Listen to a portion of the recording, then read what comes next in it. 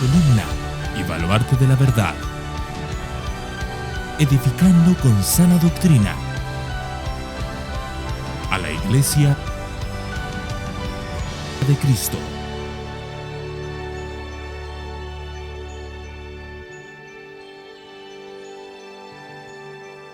Y el título del mensaje de hoy tiene que ver con el versículo 8. Y es una pregunta: ¿qué significa que Jesús aprendió obediencia? ¿Qué significa que Jesús aprendió obediencia? La lectura la vamos a estar haciendo desde el versículo 5, Hebreos capítulo 5, y vamos a estar leyendo el versículo 5 al versículo 10. Y dice así la palabra del Señor: De la misma manera, Cristo no se glorificó a sí mismo para hacerse sumo sacerdote, sino que lo glorificó el que le dijo: Hijo mío eres tú, yo te he engendrado hoy. Como también dice en otro pasaje: Tú eres sacerdote para siempre, según el orden de Melquisedec. Cristo, en los días de su carne, habiendo ofrecido oraciones y súplicas con gran clamor y lágrimas al que podría librarle de la muerte, fue oído a causa de su temor reverente. Y aunque era hijo, aprendió obediencia por lo que padeció. Y habiendo sido hecho perfecto, vino a ser fuente de eterna salvación para todos los que le obedecen, siendo constituido por Dios sumo sacerdote según el orden de Melquisedec. A pesar de que hemos leído todos estos versículos, hoy voy a estar exponiendo hasta el versículo 8, ese incluido, y dejaré el versículo 9 y 10 para la semana que viene. Porque hay dos temas para mí muy importantes. El versículo 8 tiene una frase peculiar, es esta que dice: aunque era hijo, aprendió obediencia.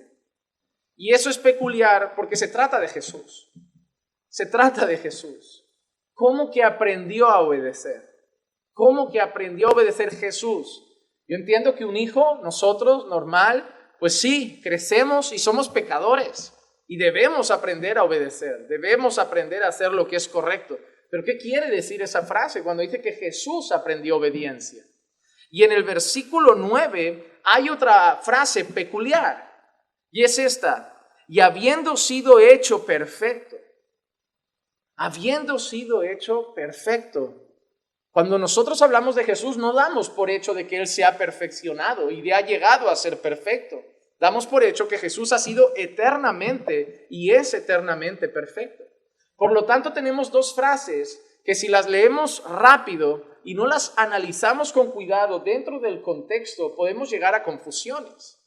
Porque ni Jesús era un mal hijo como para tener que aprender a obedecer, ni Jesús era imperfecto como para tener que ser perfeccionado y llegar a ser perfecto. Entonces, damos por hecho que el texto no está diciendo eso, está diciendo otra cosa. Así que hoy nos vamos a centrar en eso. El versículo 5 y 6 lo voy a pasar rápido por encima y me centraré hoy en el 7 y el 8. Pero vamos a empezar con el 5.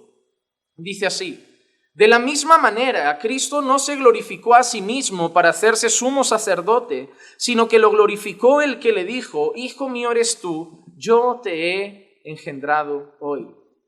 ¿Por qué digo que vamos a pasar por encima? Porque ese pasaje que está citando aquí, yo te he engendrado hoy, ya lo hemos trabajado. Ya lo trabajamos en mensajes anteriores. No quiere decir que Dios creó al Hijo, que el Padre creó al Hijo, lo engendró como un hijo es engendrado de una madre, como si Jesús no fuera eterno. Ya vimos que no quería decir eso. Tenemos que empezar a leer el texto desde donde venimos. Y nosotros entendemos que, como dijimos anteriormente, estamos hablando del sumo sacerdocio de Jesús. Estamos viendo las comparaciones que está haciendo el autor de Hebreos entre el sumo sacerdote que había antes, y el ejemplo que usó fue Aarón, y Cristo como nuestro sumo sacerdote para siempre. La semana pasada vimos algunas características del sumo sacerdote que se regían en el antiguo pacto. Vimos que tenía que ser hombre. Vimos que tenía que ser un hombre de entre el pueblo. Vimos que era un hombre que tenía que actuar en favor del pueblo. Vimos que era un hombre que tenía que actuar por los pecados del pueblo, hacer sacrificios por los pecados del pueblo. Pero vimos además de eso que era un hombre pecador. Un hombre pecador, ¿por qué? Porque también tenía que hacer sacrificios por sí mismo. Así que era un hombre débil. Además era un sacerdocio temporal. ¿Por qué temporal? Porque no vivían eternamente. Los sumos sacerdotes morían como todos los hombres, así que su sacerdocio duraba temporalmente. Es lo que estamos viendo ahora, es lo que estamos analizando. La imagen de Cristo como un sumo sacerdote. Nos está hablando de los que habían antes para entender por qué Cristo es sumo sacerdote. ¿Cómo llegó a Cristo a ser nuestro sumo sacerdote? ¿Qué hizo que Cristo pudiera ser nuestro sumo sacerdote? Y no ser solo nuestro sumo sacerdote, sino serlo mucho mejor, mucho más grande, mucho más excelente y serlo para siempre. Lo primero que vemos aquí es que Cristo fue glorificado por el Padre. Usa esta expresión el autor. De la misma manera, Cristo no se glorificó a sí mismo para hacerse sumo sacerdote, sino que lo glorificó el que le dijo: Hijo mío, eres tú, yo te he engendrado hoy. El autor está citando el Salmo 2 y el verso 7. Ciertamente te anunciaré el decreto del Señor que me dijo: mi hijo eres tú, yo te he engendrado hoy. Algo que vamos a ver a lo largo del libro de Hebreos es que va a estar citando muchos pasajes del Antiguo Testamento. El autor de Hebreos probablemente era un judío, conoce las Escrituras, conoce el Antiguo Testamento y lo cita constantemente, sobre todo cita salmos. Una cosa interesante de los salmos es que a pesar de que muchas veces vemos salmos de David, salmos que parece que hablan de David, hay muchos salmos que son mesiánicos. Por ejemplo, el Salmo 2 es un salmo muy mesiánico. Un salmo que apunta a Cristo en gran manera. Y cuando el autor está citando el Salmo 2 en el libro de Hebreos, está haciendo referencia a Jesús y por lo tanto, de una manera indirecta nos está diciendo que ese salmo hablaba de él, hablaba de Cristo. ¿Y cómo Dios se dirige hacia él? Mi hijo eres tú. Mi hijo eres tú. Ningún ángel ha sido tratado así. Ningún ser en esta tierra ha sido tratado así. Ningún rey, ningún profeta, ningún sacerdote. De nadie más el Señor dijo: ese es mi hijo amado, en él tengo complacencia. De nadie más el Señor dijo: ese es mi hijo, a él oíd, como lo hizo en la transfiguración. El Señor ha exaltado a Jesús y le ha otorgado títulos que no le ha otorgado a nadie más. El Señor lo ha llamado hijo. A David no lo hizo así. Nosotros somos hijos de Dios, pero Él es el Hijo de Dios y es algo diferente. Nosotros somos hijos de Dios en Cristo. Somos hijos de Dios por el Hijo de Dios. No somos hijos de Dios por naturaleza. Somos hijos de Dios en Cristo. A todos los que le reciben, a todos los que creen en Él, les ha dado potestad de ser hechos hijos de Dios. Pero todo pasa por un filtro. A todos los que reciben a Cristo, a todos los que creen en Cristo, a todos los que ponen su fe en Cristo, les da la potestad de ser hechos hijos de Dios en Cristo. Por eso cuando escuchas a gente decir: todos los seres humanos son hijos de Dios, no. Todos los seres humanos son creación de Dios. Todos los seres humanos son criaturas de Dios, pero solo la iglesia es hijos de Dios. Solo el pueblo, nosotros los creyentes, somos hijos de Dios. El mundo no es hijo de Dios, el mundo es creación de Dios. Pero para ser hijo de Dios, según la Escritura, es a los que le reciben a Él, a los que creen en su nombre, esos son los que tienen potestad de ser llamados hijos de Dios. No los que han nacido de carne y sangre, sino los que han nacido de voluntad de Dios. Los que han nacido por una obra soberana de Dios. Una obra hecha por su Santo Espíritu. Entonces vemos que es el Padre el que exalta al Hijo. Dice: Él no se glorificó a sí mismo para ser sumo sacerdote, sino que ha sido el Padre. El Padre lo ha colocado ahí. Nosotros vimos como una tribu fue escogida por Dios para estar separada. Cuando Dios reparte las tribus, reparte las tierras, hay una tribu que no se dedica a trabajar normal, que no tiene posesiones normal, una tribu que está separada para Dios. Y de ahí sale una familia que Dios escoge concretamente para servirle como sacerdotes. Y nosotros vemos ahí a Aarón, vemos la familia de Aarón sirviendo a Dios como sacerdotes. ¿Y quién lo escogió? No lo echaron a suertes. No fue el pueblo, no fueron las otras tribus, no fue Moisés, fue Dios. Dios escogió al sacerdote, Dios escogió al sumo sacerdote y Dios escogió a Cristo. Dios escogió al Hijo para que fuera nuestro sumo sacerdote. Jesús no se impuso a sí mismo como sumo sacerdote, fue escogido por el Padre para ser nuestro sumo sacerdote. Y hermano, eso sigue siendo así en todas las áreas de la iglesia. Dios escoge a los pastores. Dios escoge a los pastores. Dios levanta a sus siervos. La mies es mucha, los obreros son pocos. ¿Elegid obreros para la mies? No. ¿Qué dice el texto? Rogad al Señor de la mies que mande obreros. Es el Señor el que levanta a los obreros. ¿Quién da los dones a la iglesia? Es el Señor. Hermano, tú puedes ir a un curso de predicación, puedes hacer 100 cursos de predicación y puedes aprender a preparar sermones, pero vas a encontrar gente que cuando se sube en el púlpito tiene algo.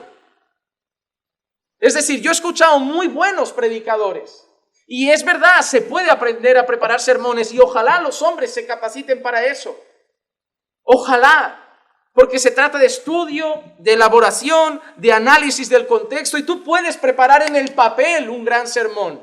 Pero a la hora de exponerlo, te digo una cosa, Dios levanta a sus predicadores.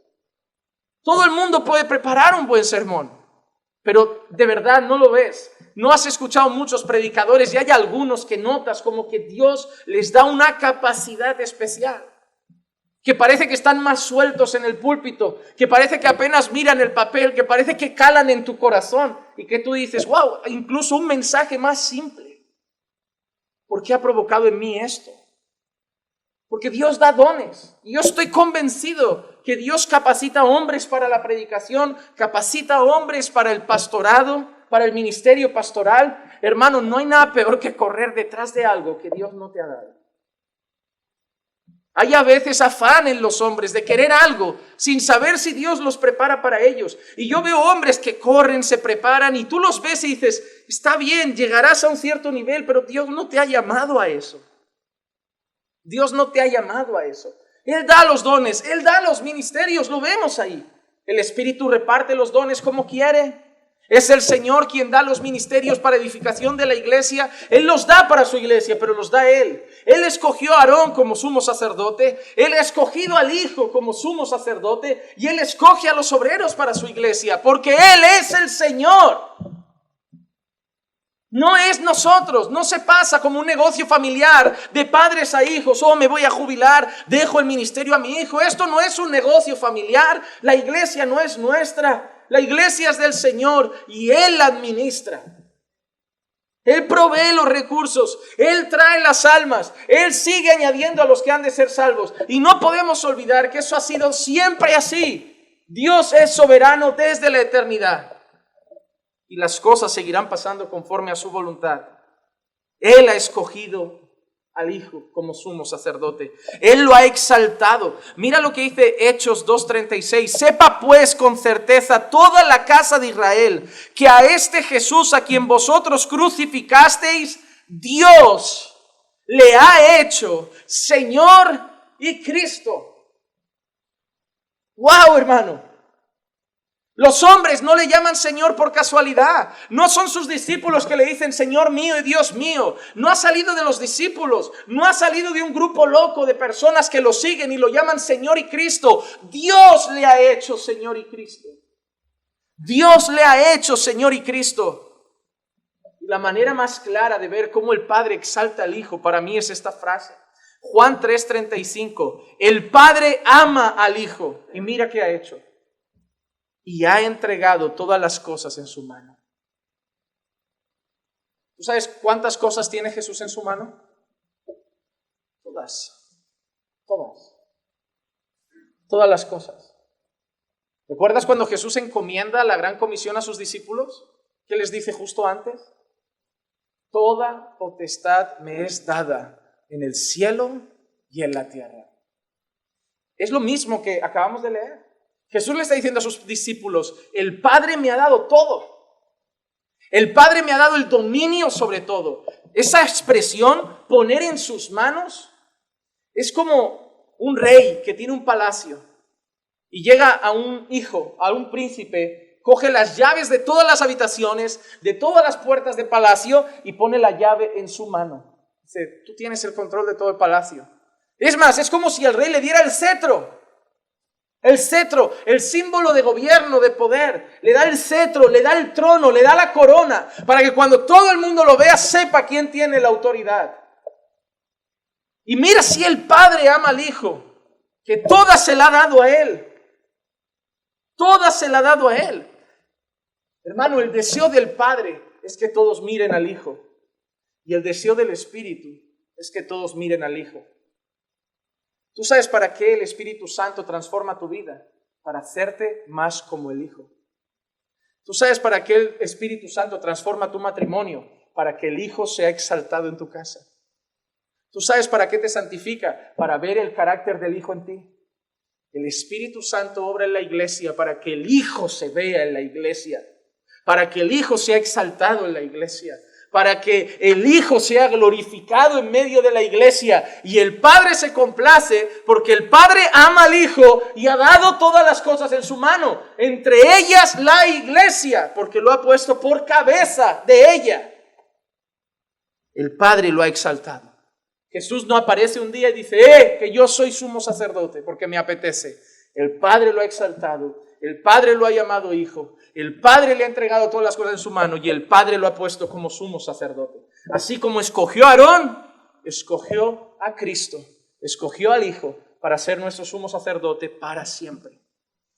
El versículo 6 nos da un detalle de ese sacerdocio. Hemos dicho que el sacerdocio era temporal en el caso de Aarón por un simple motivo, por la muerte.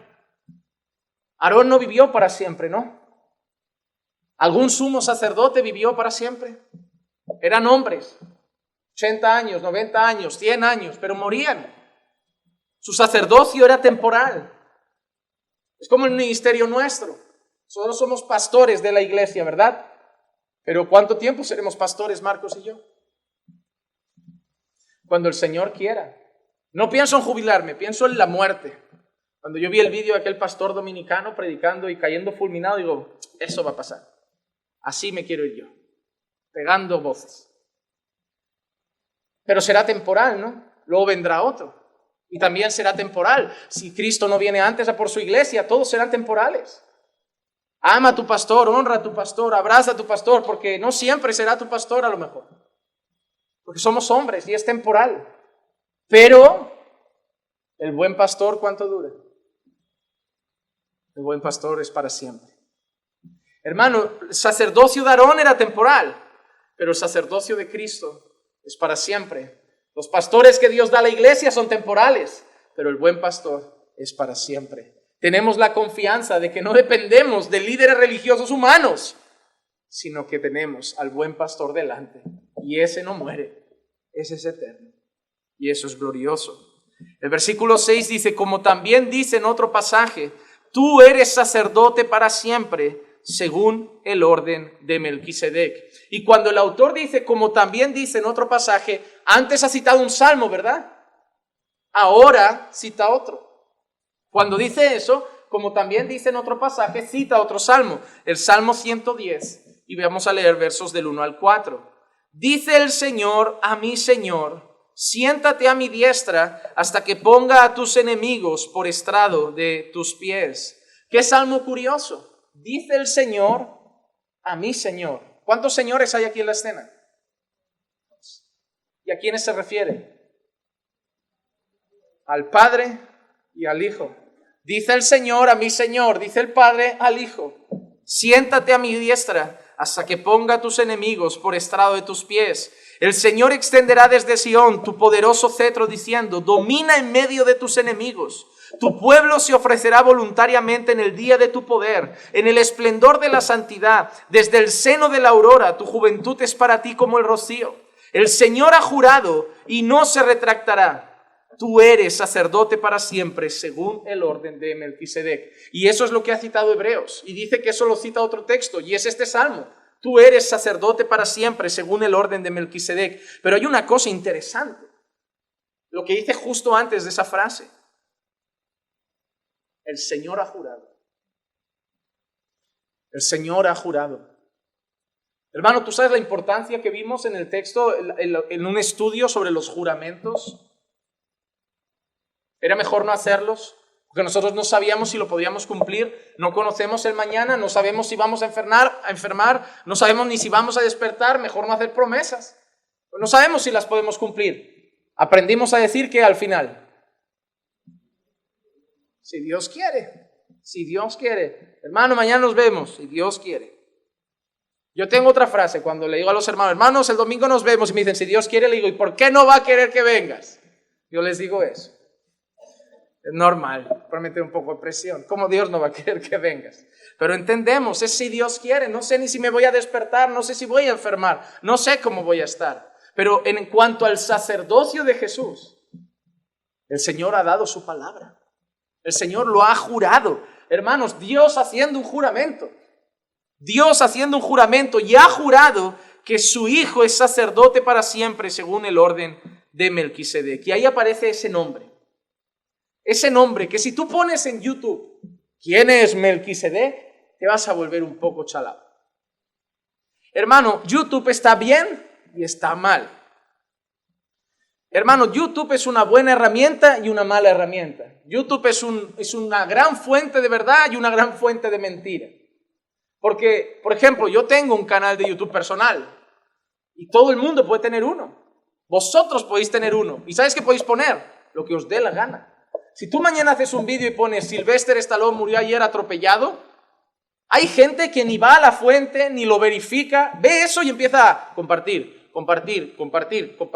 Y durante varias horas, medio mundo cree que Sylvester Stallone está muerto. Esas noticias son constantes. Porque YouTube no tiene filtro, no tiene alguien que lo controle. Dependiendo del contenido, sí te se censuran. Y más cuando te metes contra el pecado. Pero la verdad es que no hay filtro para publicar lo que quieras. Y eso es un problema. Porque si yo en casa me siento y digo, mira, pues yo creo que Melquisedec es esto, el vídeo está ahí. Y si tú pones quién es Melquisedec, te sale. Tú no sabes quién es la fuente, tú no sabes si está preparado, tú no sabes si ha estudiado, tú no sabes ni si es cristiano. Y él te está contando lo que cree que es Melquisedec. Y al lado vas a ver otro vídeo de, no sé, Miguel Núñez, que dice quién es Melquisedec y te dice una cosa. Y luego a lo mejor encuentras otro de John MacArthur que te dice otra cosa. Y luego encuentras otro que te dice otra cosa. Hermano, YouTube está muy bien. Pero hay ciertos temas que te vas a volver un poco loco. Porque las fuentes son de todo tipo. Con el tema de Melquisedec es parecido. Cuando yo estaba preparando hace tiempo este estudio, yo me dio por hacer eso. Fui a YouTube y puse, ¿quién es Melquisedec? Y decidí ver los 10 primeros vídeos, cortos, no estudios largos, pero cortos. Y me sorprendió que hubiera estudios largos. Porque me sorprende cuando hay largos estudios sobre algo que la Biblia no habla mucho. Y lo primero que yo quería ver en esos vídeos es qué pueden decir de algo que la Biblia apenas dice nada. ¿Saben qué creo? Y vi los vídeos y me vino eso al corazón. Creo que los hombres somos muy, muy orgullosos y muy soberbios. Es decir, si no veo clara la respuesta, especulo. Porque no me gusta decir no lo sé. Si a un pastor le preguntas quién es Melquisedec y te dice no estoy seguro, hay gente que dice poco pastor, poco pastor lo veo. Pero te voy a decir una cosa, hay cosas en la Biblia que no son tan claras. ¿Dónde aparece Melquisedec en la Biblia? Génesis 14, 17 al 20, vamos a leer este texto. A su regreso, después de derrotar a Kedorlaomer y a los reyes que estaban con él, salió a su encuentro el rey de Sodoma en el valle de Sabe, es decir, el valle del rey. Entonces Melquisedec aparece ahí. Primero, rey de Salem. Rey de Salem. Salem era una manera de llamar hace un tiempo a Jerusalén.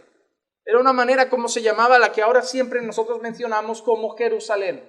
Pero no solo era sacerdote, porque aquí lo llama, era rey de Salem. Sacó pan y vino. Él era sacerdote del Dios Altísimo. Sacerdote del Dios Altísimo. Y lo bendijo diciendo, bendito sea Abraham del Dios Altísimo, creador del cielo y de la tierra, y bendito sea el Dios Altísimo que entregó a tus enemigos en tu mano. Entonces vemos Melquisedec, rey de Salem, sacerdote del Dios Altísimo, bendice a Abraham, Abraham recibe su bendición y no solo eso, sino que Abraham le dio el diezmo de todo. Es más, esa frase le encanta a algunos porque dice, como Melquisedec es Cristo preencarnado y Abraham le da los diezmos a Cristo, eso nos dice que en nuestro tiempo también debemos seguir dando los diezmos a Cristo. Digo, no veas, lo pillines que somos cuando queremos. Pero cuando te digan eso, tú le dices, pues Abraham le dio los diezmos una vez y dio un botín de guerra. Cuando te vayas a conquistar un país y te traigas todo el oro, le das a Cristo el 10%, porque le dio una vez y dio un botín de guerra. No hay Abraham que esté dando diezmos todos los meses a Melquisedec. Eso es una manera de torcer las Escrituras con el único fin y interés de seguir justificando que necesitamos ese dinero y no apelar a lo que la Biblia nos enseña más seguido en el nuevo pacto, que es que cada uno dé como propuso en su corazón. Hermanos, entonces, vemos unos detalles de Melquisedec aquí y si vamos a Hebreos 7 vamos a ver más. Pero no vamos a ir. ¿Por qué? Porque vamos a ir a Hebreos 7 cuando nos toque predicar Hebreos 7. Así que con todo esto que he dicho, lo que quiero decirles hoy es que Melquisedec se va a quedar apartado aquí hasta llegar a Hebreos 7. Porque Hebreos 7 dedica varios versículos solo para hablar de Melquisedec. Hebreos 7 creo que va a ser el capítulo que nos permita profundizar más en quién es Melquisedec y sí, ofrecer mi opinión a la luz de las Escrituras de quién es o a quién representa Melquisedec. Pero no creo que este sea el capítulo adecuado para hacerlo, porque en este texto, y lo que estamos predicando es Hebreos 5, y no queremos caer en el error de llegar a un nombre y empezar a dar vueltas por la Biblia. Estamos predicando Hebreos 5, y lo que Hebreos 5 sí que nos dice es que Jesús es sacerdote para siempre, según el orden de Melquisedec. Sabemos eso. En Hebreos 7 sabremos quién es Melquisedec, sabremos más cosas de Melquisedec, pero lo que sí sabemos es que según el orden de Melquisedec, Jesús es sumo sacerdote para siempre. Y ahora sí, vamos a entrar en los dos versículos que quiero explanarme un poquito más. Porque hoy quiero que miremos a Jesús, no como el Hijo, no como el Señor. Hoy quiero que por unos minutos que nos quedan aquí, veamos a Jesús como el siervo, como el siervo. Porque para ser sumo sacerdote tuvo que ser hombre, tuvo que ser hombre. Y hermano, yo te digo una cosa, deseo de todo mi corazón que después de estos dos versículos te enamores más de Jesús.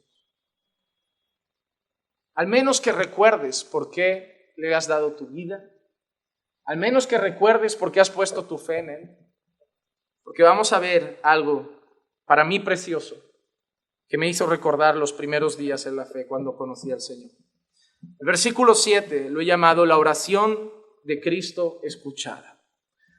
Cristo, en los días de su carne, habiendo ofrecido oraciones y súplicas con gran clamor y lágrimas al que podía librarle de la muerte, fue oído a causa de su temor reverente. Primero, Cristo. Segundo, en los días de su carne. Hemos visto, no solo en Hebreos, sino que lo hemos visto en las cartas de Juan, que Jesús es totalmente Dios y totalmente hombre. Ahora el autor de Hebreos nos está haciendo pensar más en una parte de la naturaleza de Jesús. Sabemos que Jesús es totalmente Dios y es totalmente hombre, pero el autor quiere que pensemos en una naturaleza más ahora. ¿En cuál? En la humana, porque nos va a hablar de algo que hizo Jesús ¿cuándo? En los días de su carne. ¿Por qué? Porque Jesús, cuando estaba en la gloria eterna con el Padre, oró y suplicó con clamor y lágrimas. ¿Hay algún registro bíblico de que en la gloria eterna, lejos de toda esta humanidad, en un sentido que no estaba entre nosotros, donde estaba eternamente en gloria con el Padre, Él orara con lágrimas, Él sufriera por algo? No. Por eso deja claro que lo que nos va a decir ahora fue en los días de su carne. ¿Y qué hizo en los días de su carne? Ofreció oraciones. Eso es algo que sabemos. Jesús no oró, y oró constantemente. Leemos en los evangelios y se apartaba a lugares solitarios a orar como de costumbre. Además, esa expresión está como de costumbre. Hermanos, era común en Jesús tener una vida íntima de oración con el Padre. Y como alguien me dijo una vez, si el Señor Jesús necesitaba pasar tiempo en oración, ¿cuánto no vamos a necesitar nosotros? Él ofreció oraciones, y no solo oraciones, ¿qué más? Súplicas. Cuando vemos la palabra súplica, vemos como un ruego, como una oración intensa, como una oración de esas que duelen, que salen con fervor de nosotros, con intensidad de nosotros. Y mira cómo eran esas oraciones y súplicas, con gran clamor y lágrimas. Jesús, en los días de su carne, es decir, en su encarnación, estando entre los hombres, ofreció oraciones y súplicas llenas de clamor y lágrimas. No eran de alegría, eran de sufrimiento. Y ahora nos dice a quién levantaba sus oraciones. Al que podía librarle de la muerte. Al que podía librarle de la muerte. Y ahora viene el dato que yo creo que aquí necesito que sea evidente para todos. Oración y súplicas con gran clamor y lágrimas al que podía librarle de la muerte. No vemos a Jesús en los evangelios orando con gran clamor y lágrimas en muchas ocasiones. Cuando tú lees y ves a Jesús orando con gran clamor y lágrimas al Padre que puede librarle de la muerte, la escena que te viene a la mente es Getsemaní. La escena que te viene a la mente es Getsemaní. Cuando leo la expresión orando con lágrimas, orando con clamor, con súplicas al Padre, aquel que lo puede librar de la muerte, nos viene a la cabeza, si es posible, pasa de mí esta copa. Nos viene a la mente un Jesús que oró y que los evangelios dicen que su sudor, por ser tan grande su agonía, su sudor era como gotas de sangre, como gotas de sangre. Así que vamos a Getsemaní a ver la oración de un siervo sufriente. La oración de un siervo sufriente. Marcos 14, 33 al 36. Y tomó consigo a Pedro, a Jacobo y a Juan, y comenzó a afligirse y a angustiarse mucho. Y les dijo: mi alma está muy afligida hasta el punto de la muerte. Quedaos aquí, velad. Adelantándose un poco, se postró en tierra y oraba que si fuera posible pasara de él aquella hora. Y decía: Abba, Padre, para ti todas las cosas son posibles. Aparta de mí esta copa, pero no sea lo que yo quiero, sino lo que tú quieres. Es muy interesante cómo los unicitarios, los Jesús solo, los que predican esa herejía modalista, ¿cómo pueden aplicar este texto? Jesús, ¿con quién habla? Porque para ellos, Él es el Padre. Tú le preguntas a los unicitarios y te dicen: Jesús es el Padre, Jesús es el Espíritu Santo, Jesús es el Hijo, Jesús es los tres. Pero Jesús no está hablando consigo. Jesús está hablando con el Padre. Yo veo dos personas diferenciadas. ¿No la ves tú en la escena? Porque si tú solo estás viendo una persona hablando consigo misma, no estamos leyendo el mismo texto. Hay muchos textos que desmontan esa herejía que está cobrando mucha fuerza, especialmente en Latinoamérica. Y hay que tener mucho cuidado, hermanos, mucho cuidado. Jesús está afligido hasta el punto de la muerte, está sufriendo, está en agonía, está angustiado y levanta sus oraciones al Padre. ¿A quién? Al Padre, al que puede librarle de la muerte. Por eso le dice: todo es posible para ti. Tú me puedes librar de lo que viene. Tú me puedes librar de esto. Tú me puedes librar del Calvario. Tú me puedes librar de la cruz. Tú me puedes librar de esto. Si es posible, pasa esta copa. Pásala. Y hay algo interesante en el texto de Hebreos. Que Jesús estaba llorando. Que Jesús estaba sufriendo. Que Jesús estaba clamando. Pero hay algo maravilloso en el versículo 7. Fue oído a causa de su temor reverente. Fue oído a causa de su temor reverente. ¿Y sabes qué es maravilloso? Él sufría, él estaba angustiado, él estaba en agonía y sabía a quién tenía que ir. Y fue al Padre y le rogó y le pidió al que podía librarlo de eso, que si era posible pasar a la copa. Y dice Hebreos que el Padre lo escuchó. Dice, Él oró, Él levantó sus lágrimas, Él levantó su clamor, Él levantó su sufrimiento al Padre y el Padre estaba ahí y lo escuchó. Escuchó su oración. Cuando nosotros leemos esto hasta ahí, parece que el Padre va a decir, claro, hijo, tranquilo, que saltamos esto. Pero no dijo eso. El texto dice que el Padre lo escuchó. No dijo que el Padre hizo lo que Él le pidió. Y hoy voy a traer algunas aplicaciones para nuestras vidas. Porque que Jesús, que el Padre escuche tu clamor, que el Padre vea tus lágrimas y te escuche como un Padre que te ama, no significa que va a hacer lo que le estás pidiendo. Dios no deja de amarte porque lo que le pides llorando no te lo concede. ¿Acaso el Padre no amaba al Hijo? Lo amaba, lo ama. Lo ama tanto que le dio todas las cosas y lo escuchó. ¿Crees que sonreía mientras lo veía llorar? ¿Crees que el Padre daba palmas de alegría mientras el Hijo sudaba como gotas de sangre? ¿Crees que el Padre era feliz sabiendo todo lo que se acercaba con antorchas por el lado? No. Pero que Dios no esté sonriendo en ese momento no significa que Dios cambie sus propósitos. Y hay propósitos de Dios que pasan por el sufrimiento. Hay propósitos de Dios que pasan por el sufrimiento. Juan 12, 27 y 28, mira qué dice. Ahora mi alma se ha angustiado. Es un texto paralelo. Ahora mi alma se ha angustiado. ¿Y qué diré? Padre, sálvame de esta hora. Estoy angustiado.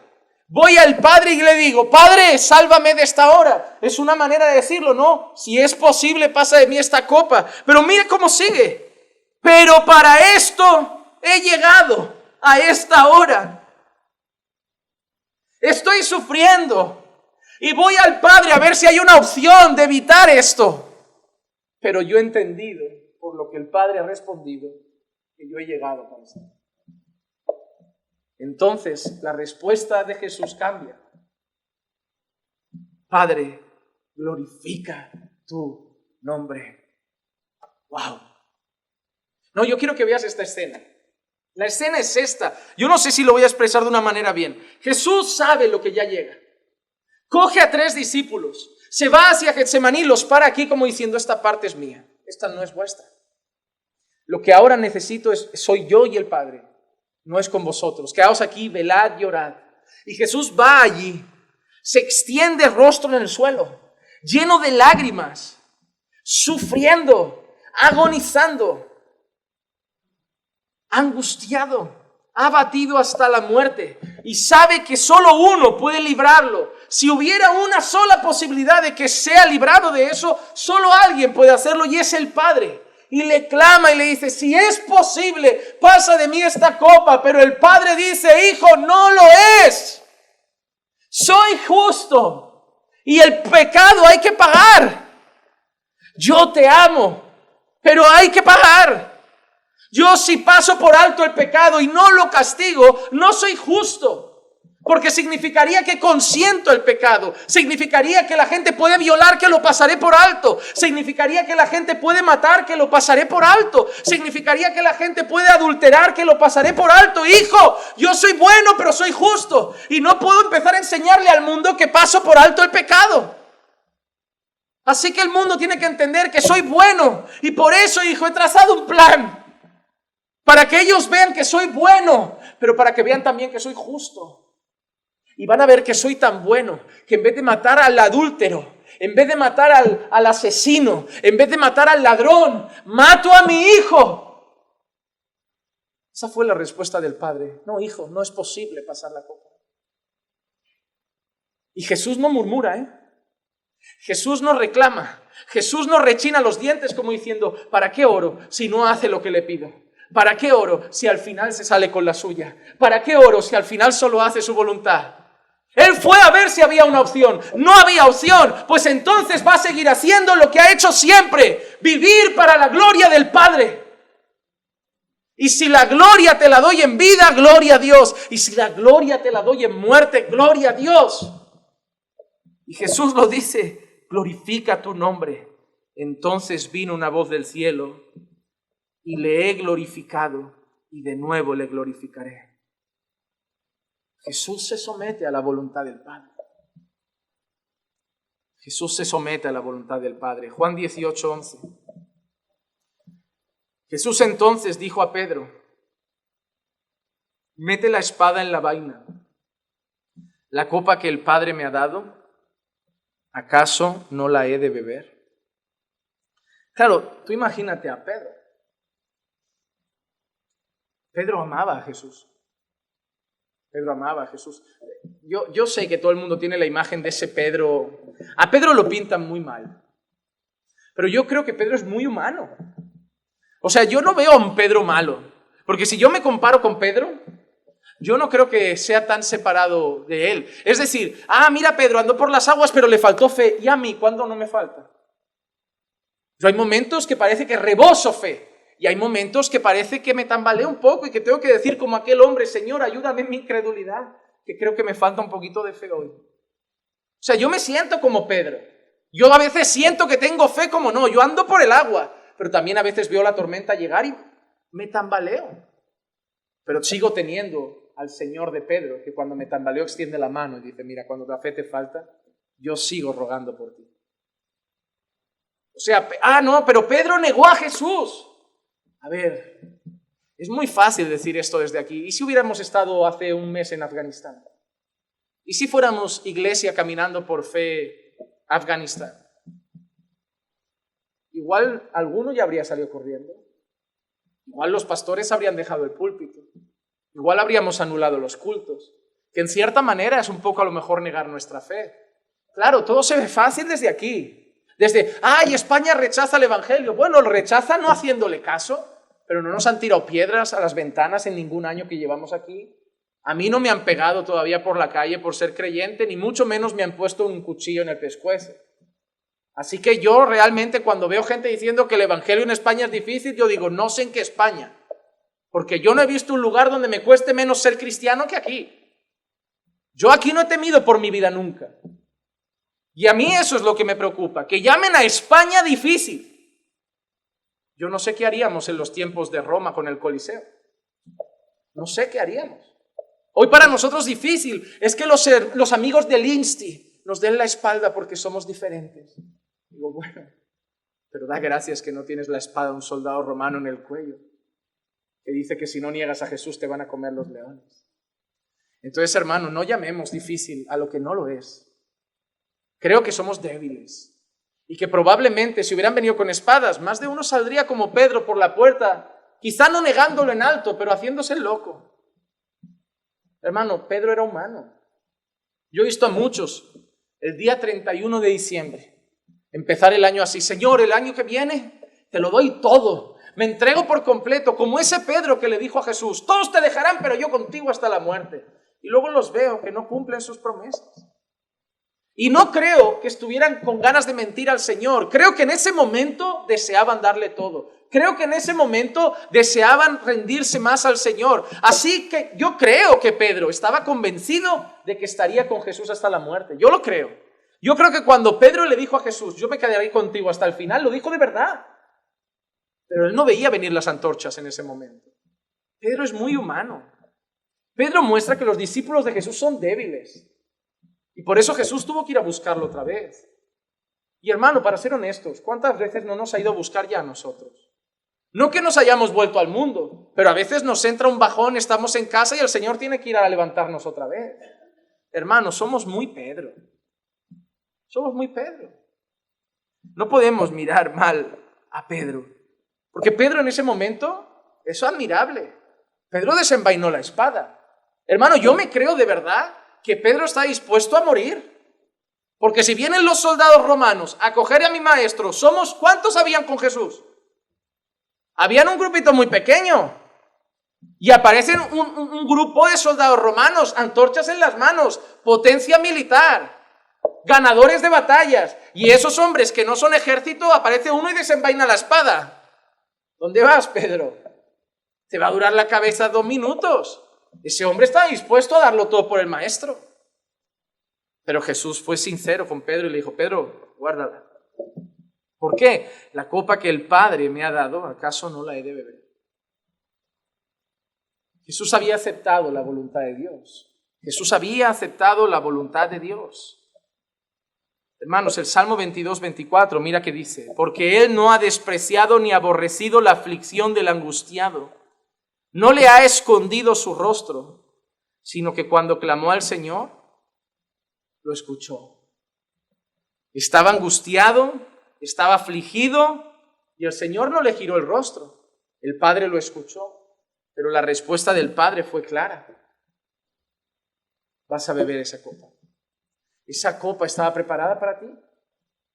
Y Él acepta la voluntad del Padre. Hermanos, antes de ir al versículo 8, déjame traer un par de aplicaciones a tu vida. Número 1, y ya te la he dicho, que estés llorando y sufriendo ante Dios no significa que Dios cambie de parecer en cuanto a lo que tiene para tu vida. Miren, a mí esta frase no me gusta. Estas frases así, yo no sé si las han oído alguna vez, pero a mí no me gustan. La fe mueve la mano de Dios. A mí estas frases no me gustan. Porque si empezamos a decirle a la gente, la fe mueve la mano de Dios, las lágrimas mueven la mano de Dios, ¿saben qué empezamos a decirle a la gente? Mira, imagínate que tú pides algo, crees que tienes fe y Dios no te lo concede. ¿Qué pensará esa persona? Que no tiene fe, que Dios no la ama, que Dios no la escucha, porque ella pidió con fe y no movió la mano de Dios. Esas frases son un problema. Quedan muy bonitas cuando pasa algo, pero ¿qué pasa cuando alguien ora y no pasa? Hermano, cuando tú le enseñas a la gente que siempre que piden con fe algo pasa, la persona que pide y no pasa le estás haciendo creer que no tiene fe. ¿Y tú sabes lo que puede deprimir eso? Ah, Dios ni me escucha, yo no tengo fe, ni creyente soy. ¿Por qué? Porque yo pedí que se curara a mi madre y no pasó. Y el hombre dijo que si yo creía era posible, que si yo creía iba a pasar, que yo lo tenía que declarar. Y encima voy y le digo, pastor, murió, y me dice, es que te faltó fe. ¡Wow! Casi pienso que mi madre se ha muerto por mi culpa. ¿Sí o no? Porque digo, si hubiera ido otro que tuviera fe, mi madre estaría viva. Pero me ha dado por orar a mí, me faltó fe y mi madre la diñó. Es que te lo plantean de esa manera. Hermano, no va así, ¿eh?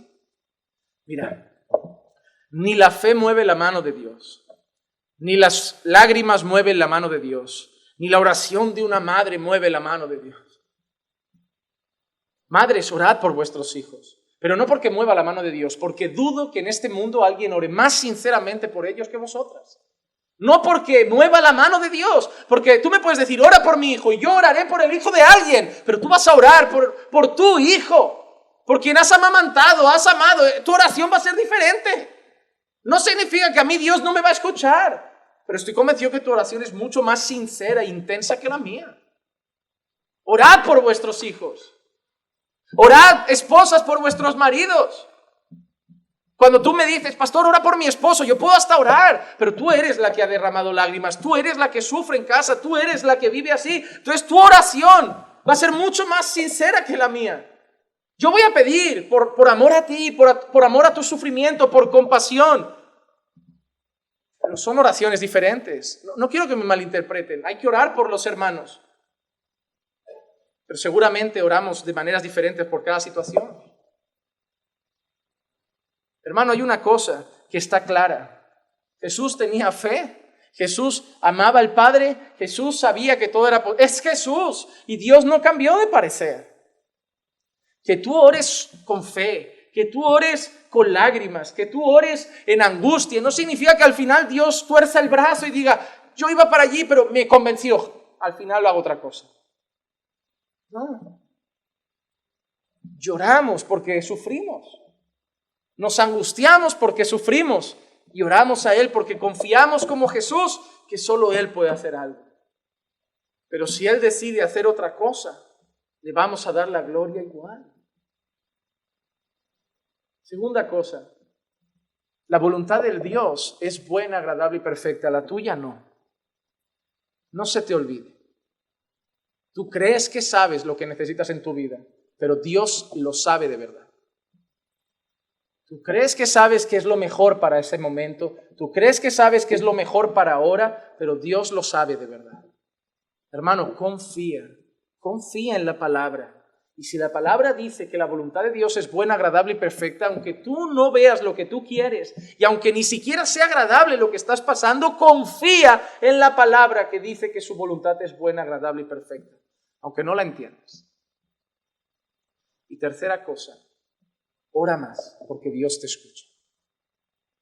Jesús iba regularmente a orar y en el momento de angustia fue al Padre. Pasad más tiempo con Dios. Cuando uno es bebé en la fe, necesita más tiempo con Dios. Come Biblia, horas de oración, llénate de alabanza. Luego ya habrán otras etapas. Ya llegará el momento de servir, ya llegará el momento de correr, ya llegará el momento de irse de misiones. Acepta los tiempos. Prepárate. Hay gente que llega al ministerio y luego se empieza a preparar. ¿No? Cuando llegues aquí, ya tienes que haber hecho las etapas y llegar curtido. Si no, luego lastimas ahí abajo.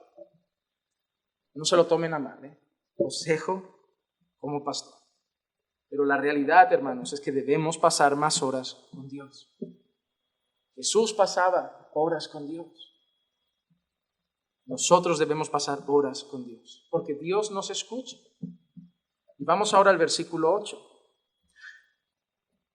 Y aunque era hijo, la palabra hijo aparece en mayúscula porque nos muestra la exaltación del Padre. Tú eres mi hijo, yo te he engendrado hoy, lo que ha dicho al principio. Dice, aunque era hijo, aprendió obediencia por lo que padeció.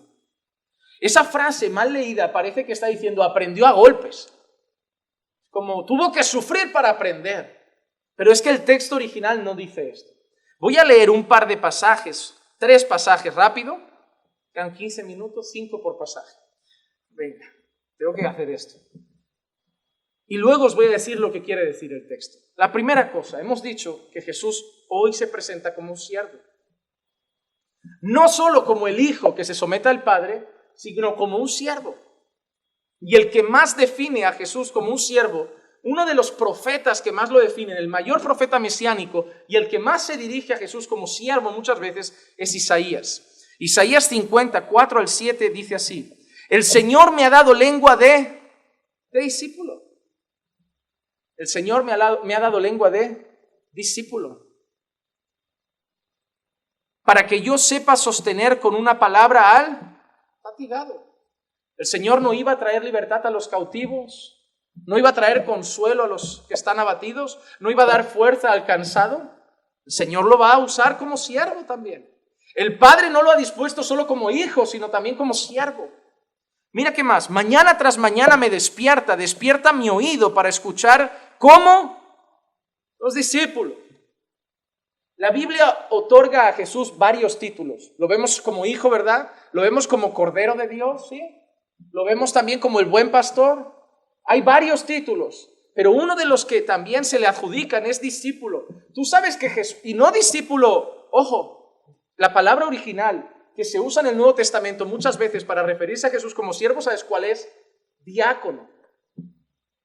Diácono. Porque la palabra diácono, diaconía, diaconar, es servir, literalmente. Literalmente.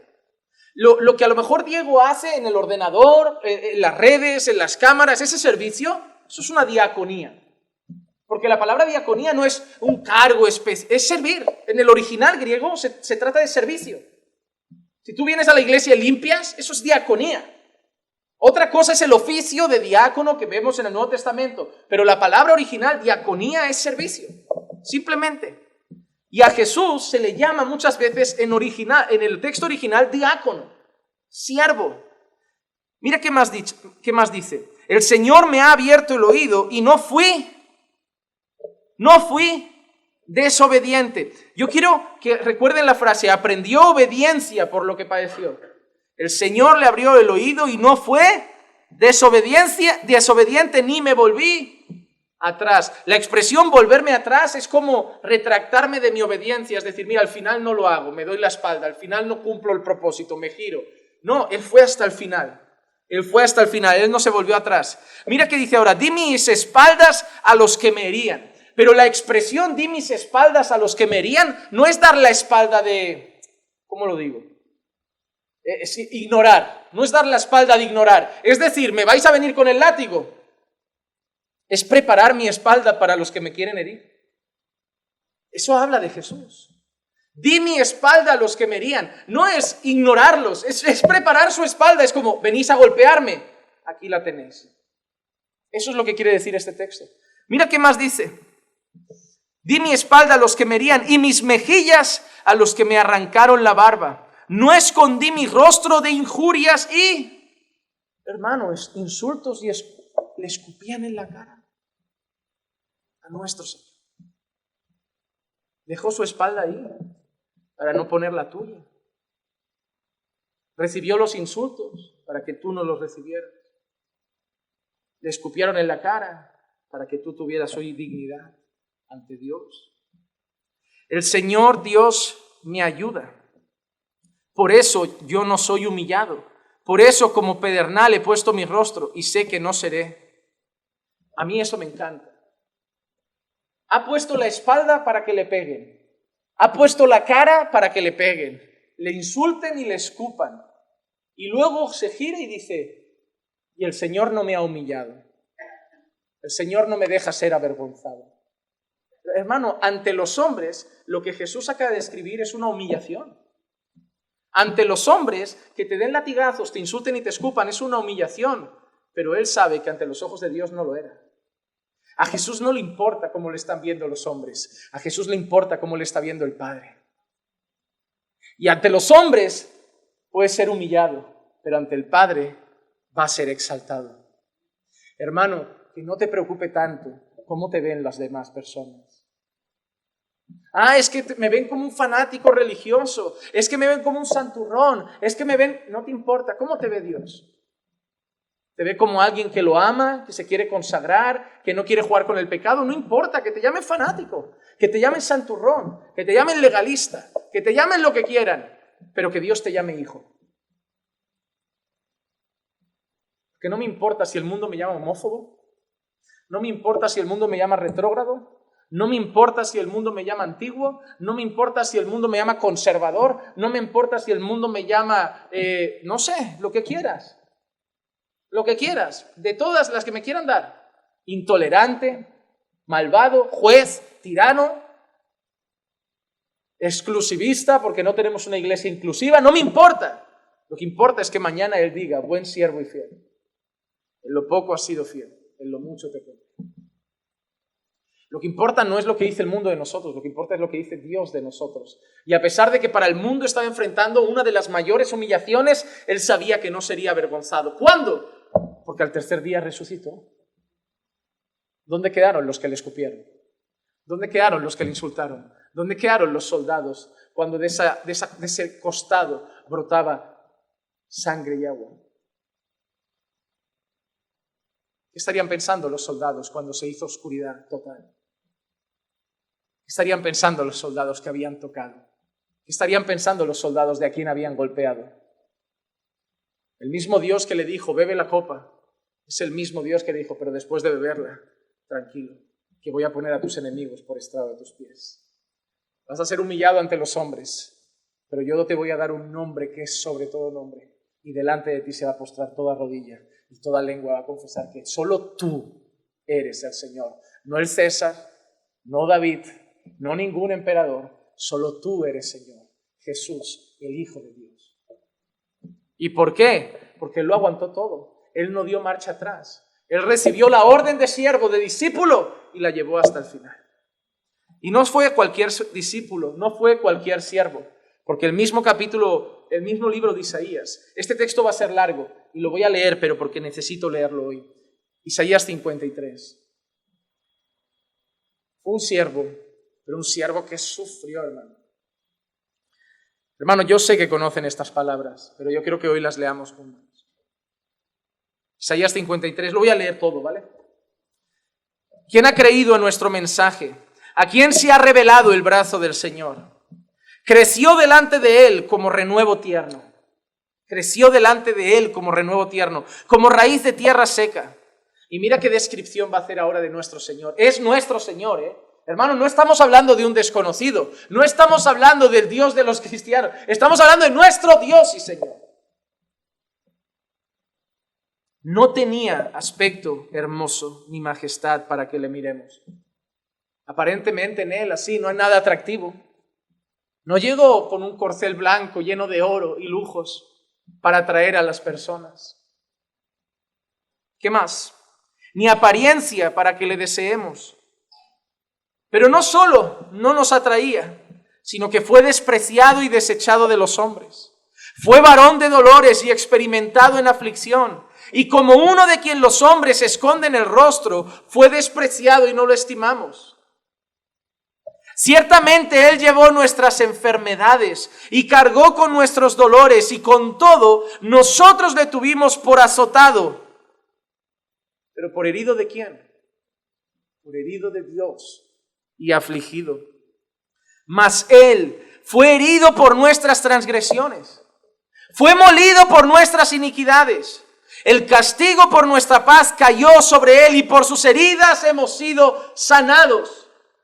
Y sanados ahí no habla de una sanidad física. Sanados ahí habla de la enfermedad que teníamos. La enfermedad del pecado. La enfermedad de la condenación por nuestra naturaleza caída. Y fuimos sanados por Él. Todos nosotros nos descarriamos como ovejas. ¿Cuántos? ¿Cuántos? Todos. Tú y yo también, hermano. Tú y yo también estábamos descarriados. Tú y yo también nos apartamos cada cual por su camino.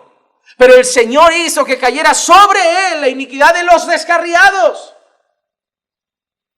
Hermano, tu adicción a las drogas cayó sobre Él. Tus mentiras cayeron sobre Él. Tu adulterio cayó sobre Él. Tu inmoralidad cayó sobre Él. Tu orgullo cayó sobre Él. Tu soberbia cayó sobre Él. Tú y yo nos descarriamos y Él pagó. Fue oprimido y afligido, pero no abrió su boca. Como cordero que es llevado al matadero, y como oveja que ante sus trasquiladores permanece muda, no abrió Él su boca. Por opresión y juicio fue quitado. Y en cuanto a su generación, ¿quién tuvo en cuenta que Él fuera cortado de la tierra de los vivientes por la transgresión de mi pueblo? ¿A quién correspondía la herida? ¿A quién correspondía la herida?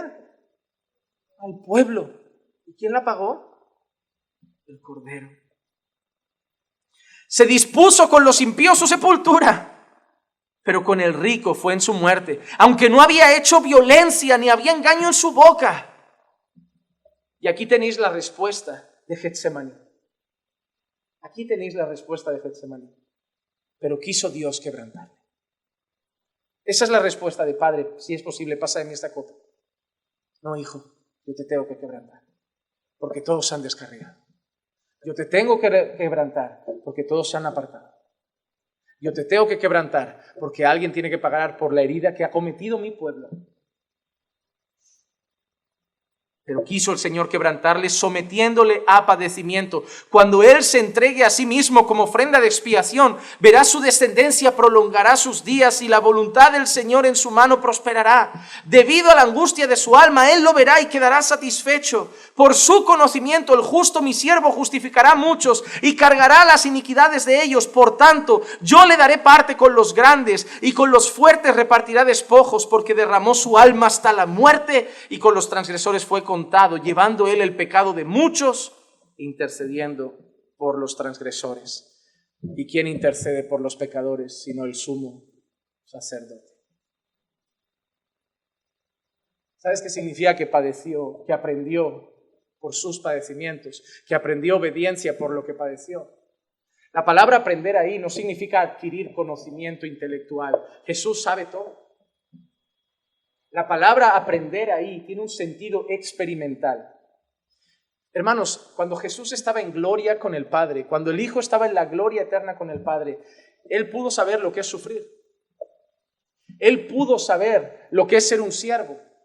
Él pudo saber lo que era obedecer al Padre hasta el final. Él pudo saber lo que era morir. Él pudo saber lo que era derramar sudor como gotas de sangre. Él pudo saber lo que era hacer la voluntad del Padre, incluso en medio de las peores circunstancias. Él lo pudo hacer en la eternidad.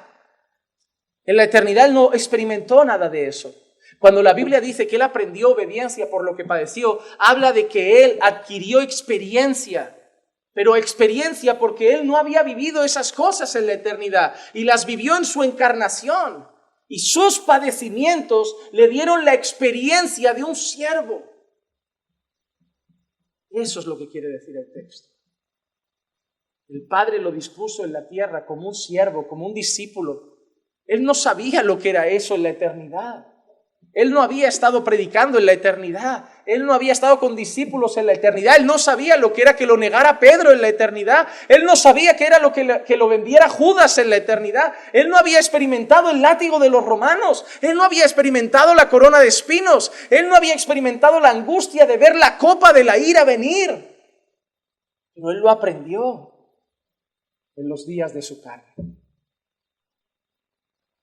Siendo totalmente Dios, había cosas que no había vivido hasta entonces, pero que él experimentó, aprendió en la encarnación.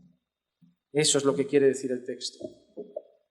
Y hermano, yo quiero terminar con un versículo y dejarte una aplicación a tu vida. Juan 10:18. Nadie me la quita, sino que yo la doy de mi propia voluntad. Tengo autoridad para darla y tengo autoridad para tomarla de nuevo. Este mandamiento recibí de mi Padre. Y hermano, eso es lo que quiero dejarte. A Jesús no le quitaron su vida. A mí nadie me la quita. Yo la doy. Pero mira qué dice al final. Ese mandamiento recibí de mi Padre. Es decir, yo tengo autoridad para darla y quitarla. Yo tengo autoridad para tomarla cuando quiera, pero yo la he querido dar, porque esa es la voluntad de mi Padre. Así como antes te he dicho, ora. Llévate esta otra enseñanza que nos deja Jesús. Sirve a Dios aun cuando todo está mal. Sirve a Dios aun cuando estás sufriendo. Porque los verdaderos siervos de Dios no son los que los sirven cuando todo está bien y cuando viene el problema tiran la toalla y ahora me enfadé con Dios y me voy un tiempo y me enfrío, ahora vuelvo y vuelvo a servir. Los siervos de Dios son siervos siempre. Son siervos cuando sale el sol y cuando llueve. Son siervos en verano y en invierno. Son siervos cuando hay comida y cuando no. Son siervos en la salud y en la enfermedad. Sirve a Dios en todo tiempo. Porque Jesús hoy nos ha enseñado dos cosas. Uno, que hay que orar y aceptar la respuesta de Dios, sea cual sea. Y dos, que hay que servir a Dios entregándonos hasta el final. Él dio su vida. Así nosotros debemos darla también. Porque Él recibió eso del Padre. Y a sus discípulos una vez le dijo, la copa que yo he bebido, ¿no la vais a beber vosotros también? Hermanos, si a Él le odiaron, probablemente a nosotros también nos odiarán. Si a Él lo rechazaron, a nosotros probablemente también nos rechazarán. Pero en todo, seamos fieles al Señor. No demos vuelta atrás. Como cantamos en aquella canción, estamos siguiendo a Cristo, no vuelvo atrás. No vuelvo atrás. Vamos a orar. Padre, te damos gracias por tu palabra, gracias por esta enseñanza, gracias por hacernos ver a Jesús el Hijo, pero también el siervo obediente, el siervo sufriente, el siervo que se entregó completamente, Señor. Gracias, porque un día más vemos la hermosura de nuestro Salvador, la perfección de nuestro Salvador, la grandeza de nuestro Salvador. Y hoy lo adoramos, Señor, por haber hecho todo eso por nosotros, por los que estábamos descarriados y alejados, Señor, por haber pagado por nuestra deuda y por nuestros pecados. Gracias por haberlo entregado por amor a tu pueblo, Señor. Gracias. Llévanos ahora con bien a nuestras casas, acompáñanos a nuestros hogares. Guárdanos de vuelta junto a nuestras familias, Señor, y danos una noche de paz y descanso. Y que mañana, Señor, te busquemos y busquemos tu rostro, Señor, porque tú estarás ahí para escucharnos. Gracias por todo, en el nombre de Jesús. Amén. Amén.